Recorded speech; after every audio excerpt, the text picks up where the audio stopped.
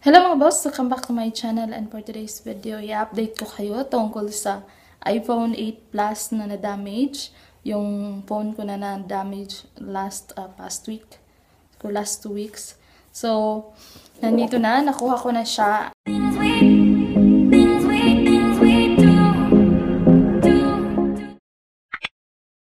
Ayan, nakuha ko na. Kahapon pa lang dumating. Mga nasa 10 days din. 9 to 10 days din na nahimik ito sa shop. So, dinala ng boss ko sa Apple Center. So, ito nga ang sinasabi dito is IP67, so water resistant. So, sabi ko sa video ko before na makailang beses ko nang tinry sa tubig ang phone ko. So, nakailang beses na kaming swimming sa pool at saka ginamit namin underwater. So, meron ngang 4 feet, 3 feet na underwater ginamitan namin. Hindi siya nasira. So, siguro more than 10 times ko na siya na water test. Walang nangyari. The last time na nag-swimming kami, ginamit ko lang siya sandali. Ayun. Sandali lang siya sa water. Hindi ko siya gi-charge. Gi-charge ko siya after 6 hours pag uwi namin. Pero, yun nga, ginamit ko pa siya the rest of the day. Walang problema. As in, normal lang siya. Pag uwi ko, yun nga nangyari. Pag charge ko, bigla siyang uminit. And then, nag-off after 20% ang battery level. Nag-off siya, nag-shutdown siya. And then, yun na. Pagka-shutdown niya, tinurn on ko ulit. Pag turn on ko, wala na. Hindi na, sobrang init na. Sobrang init. Ang init talaga ng ng phone. So, remove ko yung charger at saka hinayaan ko na lang. Kinabukasan ko na gi-charge. And then, pag charge ko kinabukasan, wala na talaga. As in, no respond na ang phone. Kahit na i-turn on mo siya. Wala na yung Apple logo. Wala nang response at all. Wala na talagang response at all. So, yun nga. Ano nang nangyayari? Akala ko ba water resistant ang iPhone 8 Plus? Ito yung problema. Nung dinala ng boss ko sa shop, sinabi yung reason kung ano yung nangyari.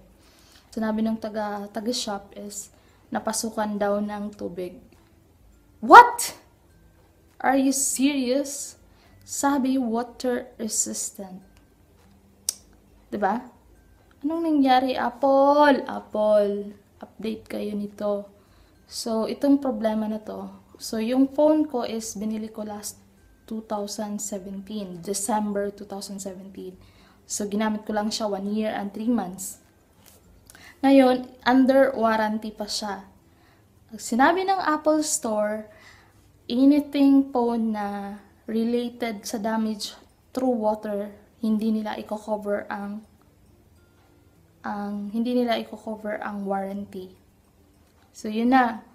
So, yun, nag-offer si Apple ng new device. Sabi ng boss ko sa akin na nag-offer sila ng new device.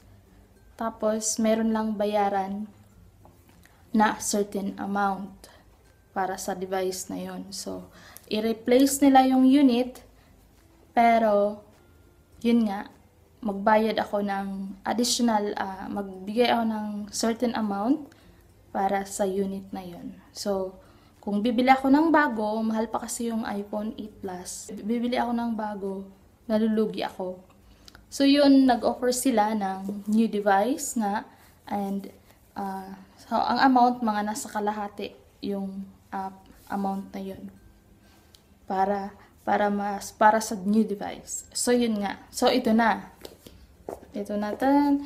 The same box pa rin siya, pero yung device niya is new. I don't know if it's new or inayos lang siya, pero alam kong, pero para siyang new. So, kayo nang humusga. So, bubuksan na natin.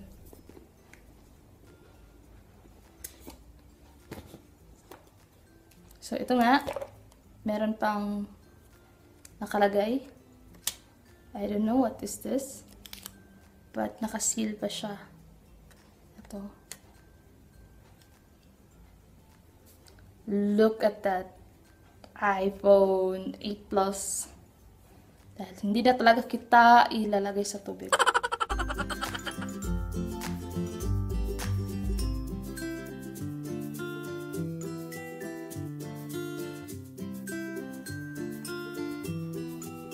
So, new device talaga siya mga boss kasi meron yung scratch dito na konti yung dati kong device kasi nahulog yun eh. So, I can tell na bago talaga siya.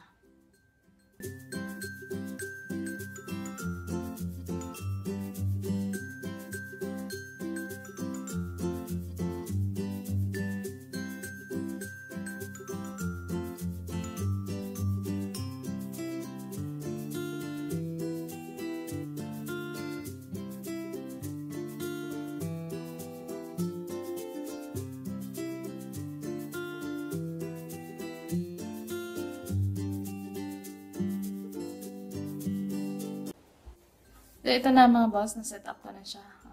Ayan, okay na.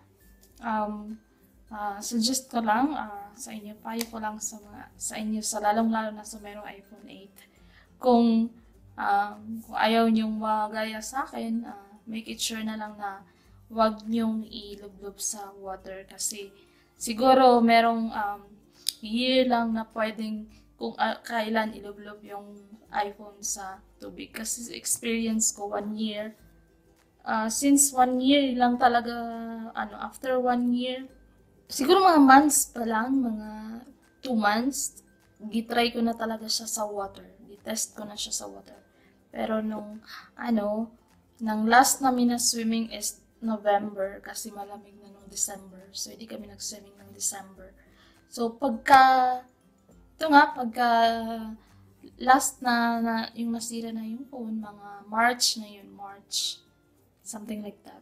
First week ng March. Doon na last na swimming namin na nasira yung phone. So, suggest ko lang sa inyo, lalo-lalo na sa mga may iPhone 8, to make it sure na lang na hindi masira yung phone nyo, wag nyo na lang ilublob sa water. Kahit gaano pa yan ka-water resistant. Kasi, lalong-lalo na nga kung i-charge nyo agad. So, make it sure siguro na 1 day or 2 days after bago nyo i-charge para hindi talaga siya masira. At sure talaga siya na tuyo talaga siya. So, siguro yung sa akin is dahil nga daw may pumasok na water sa loob ng phone, siguro na-grounded yun doon lahat at saka hindi na nila ma-repair. So, kaya nag-suggest na lang si Apple ng bigyan ako ng new device pero magbigay ako ng certain amount para sa device. Kasi hindi nila ina-accept, kahit na under warranty pa siya, hindi nila ina-accept ang water problem sa device ng Apple. So, Apple, update. So, wala akong choice talaga. So, gusto ko na nga lang bumili ng bago, yung mag-Samsung na lang sana ako kasi na-disappoint ako sa Apple. Pero, yun, nagbigay sila ng option sa akin. So, binigyan nila ako ng choice na bibigyan nila ako ng new device, pero in a certain small amount. So, parang hindi siya ganun kamahal as new talaga. No choice ako kasi wala akong phone. Wala talaga, ang hirap talaga ng walang phone.